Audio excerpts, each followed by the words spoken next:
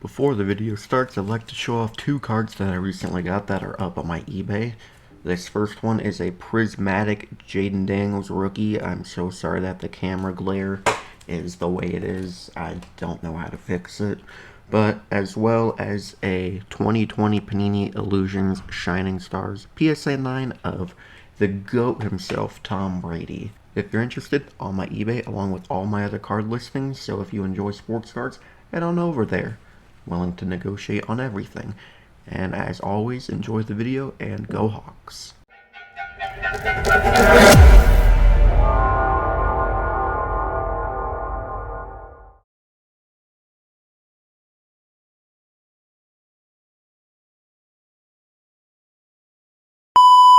Yo, what's up guys, it is Seahawks area back with another video, and today I'm giving you the 5 worst Seattle Seahawks games I have ever watched since 2018. I've only been watching football since 2018, but the number one on this list is an exception because of how it ended. I think you can guess what it is, but yeah, since 2018, I know 2 off the top of my head, but I'm gonna really have to do some thinking because, I don't remember there being a ton of horrible Seahawks games since I've been watching, but I know for a fact I can find 2 more. So, enjoy the video, and go Hawks once again. Disclaimer, this won't have Bears and Seahawks from this year because I really didn't watch that game. I was enjoying a little family getaway the day after Christmas when that game was, so I really didn't watch it, but I obviously knew we won 6-3, which, I'm still questioning, like, how is that possible? It's easier to score 0 points than have 3 and 6 in a game, not score a touchdown. But yeah, anyway, let's get on to the list. Alright, game 5, it comes from this year when the Bills came into Seattle and just mutilated us, 31-10. The score was misleading. Our touchdown was 7 minutes left or something in the game, and it was a 1-yard Charbonnet touchdown. So really 31-3. But man, I mean, cool. Josh Jobe picked off Josh Allen to give him his first interception, but really outside of that, what did we really do? And also Ernest Jones' first game with us, he got 15 tackles. So I mean, there's some positives there. But Keon Coleman threw around Tariq Woolen. The Bills' defense was just carving us up. Josh Allen was, after that interception, he really put the lights on, and they took over Lumen Field. Same with Bills Mafia. We'll give them credit for that. But yeah, this game was bad. One of the one of the only games I never watched start to finish because I was like, okay, we're done. No reason to watch. We're losing 31-3. I'm going to go on with my day and do other important stuff. So yeah, Bills at Seahawks 2024 comes in at number 5. Game 4, Seahawks at Packers 2021. Russell Wilson first game back from injury. We lost 17-0. This game was really just ugly for both teams. It was just a boring game to watch. It was 3-0 until the 4th quarter. And our defense played they did everything they could.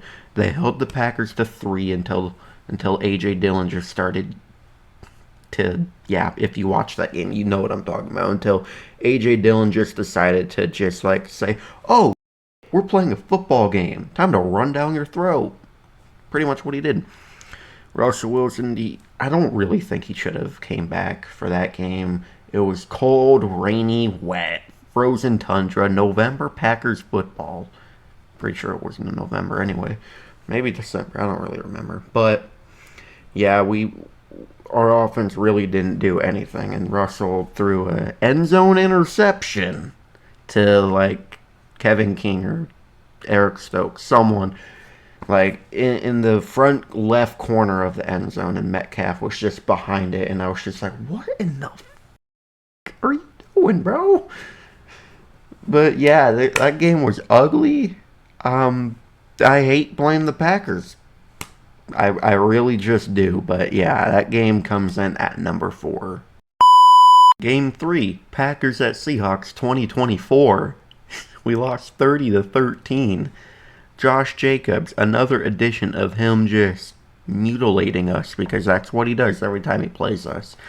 He had like 300 total yards in the 2022 game with the Raiders at Seahawks. And in this game, the one I'm talking about, like the first drive, they ran. After that first drive where Jacobs just, like, we couldn't tackle him, I was like, yep, we're losing. I already know. It's to me, it's kind of easy to tell what the hell the Seahawks games are going to be like after, like, the first few drives from defense and offense. It kind of just sets the tone for the game. But, yeah, Sam Howell's debut with the Seahawks went 5 for 14, like 20-something yards, and threw a stupid pick. Want to know something funny? Jackson Smith and Jigba on one pass had better quarterback stats all around the board than Sam Howell did on 14 throws. Like, that game proved why Seattle needed Geno. And we're going to see what the hell we're like without Geno again. With a different Sam, with Sam Darnold. But anyway, yeah, this game, Charbonnet had like a 20-something yard touchdown. I think Julian Love either had an interception. No, he did have an interception, and then Ernest Jones picked up a fumble that I think Julian Love caused. If I'm wrong on that, I'm sorry. I think something like that happened, though. But yeah, Jordan Love dotting us up. Geno throwing a stupid end zone interception. What the hell, man? But yeah, that was not a fun 3 hours to watch. Packers at Seahawks 2024 coming in at spot 3. Game 2, Seahawks at Ravens 2023. 37-3 loss. Keaton Mitchell tore us a new one. Odell looked like vintage Odell against us. Lamar Jackson did what he normally does against defenses that suck at the time. And our offense didn't do besides a field goal. Like, this was another one of those games where I was like, it was the fourth quarter and I just straight up walked away, turned it off, went to probably go play Madden or something because I was heavy on Madden at the time. But yeah, that game was just, we had I don't think it was an interception, but we like stripped Odell and then picked it up. That's how we got our only points of the game. It was like right before halftime. But yeah, we didn't look prepared in that game. I think Kenneth Walker had like 14 rushing yards.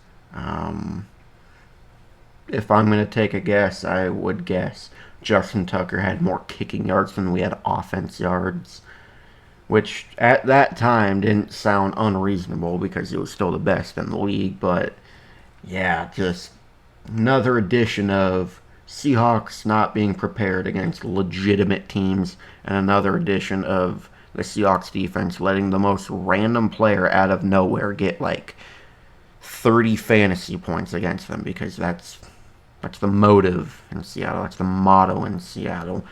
But hey, we got a preview of our new head coach in that game, so it worked out in the end, right? Seahawks at Ravens coming in at number 2. Okay, I'm going to change it up for number 1. We're going to do a tie for number 1 because everyone knows what number 1 would be, but I technically didn't watch all of it. I watched clips of it during the actual game, so I'm not going to count it fully. So tied for first is Super Bowl 49. Yeah, I don't need to explain anymore.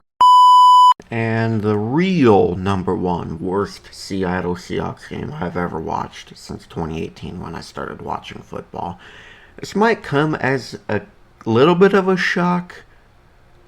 I would probably also be shocked if someone told me this was the worst game they've watched since 2018.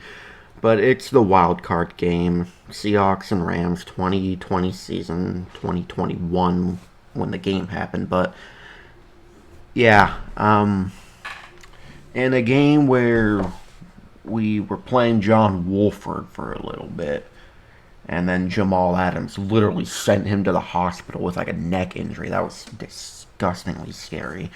But then Jared Goff, who had like 3 functioning fingers, still was able to beat the Seahawks with like 9 completions, maybe. Like, this was one of one of those games again where it's like, did we practice? Like, we literally looked like the last I took in that game.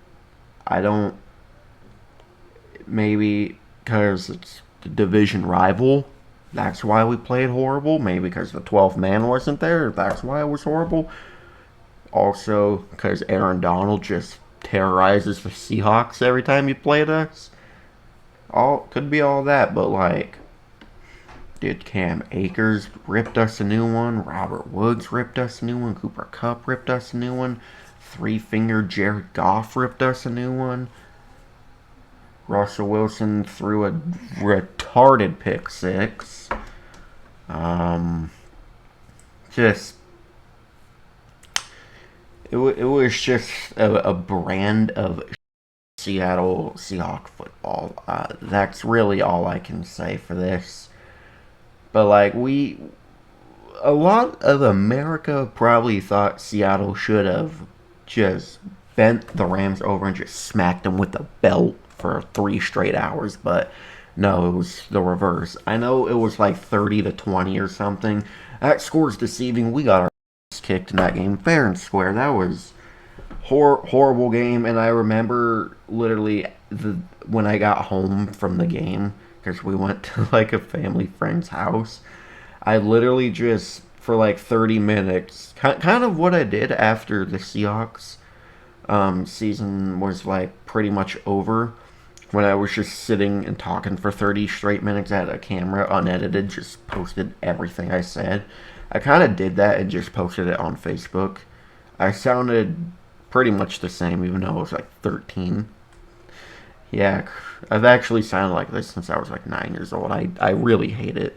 Anyways, yeah, just one of those games where you just don't want to just talk to anyone after. Like, you're just in a really bad mood, and you're just devastated and pissed off, and just like, you're gonna end your season like this, like playing like the end of the league for 3 straight hours. Probably the Jets could have beat the Rams that day, or no, the Jets could have beat the Seahawks that day. The way we were playing, just like Russell Wilson had like 1 passing yard before that one-handed Lockett catch at the end of the first quarter. That was just like, I know I'm being repetitive with this, but it just big why moment. Why'd you gotta do this to your fans for 3 hours?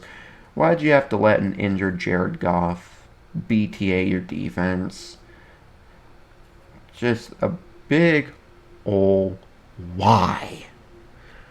Seahawks Rams wild card 2020 season comes for tied at number 1 on this list. Well, anyways, thank you guys so much for watching. If you enjoyed, please like, comment, and subscribe, and turn the notification bell on so you'll never miss an upload. I will see you in the next video. Go Hawks!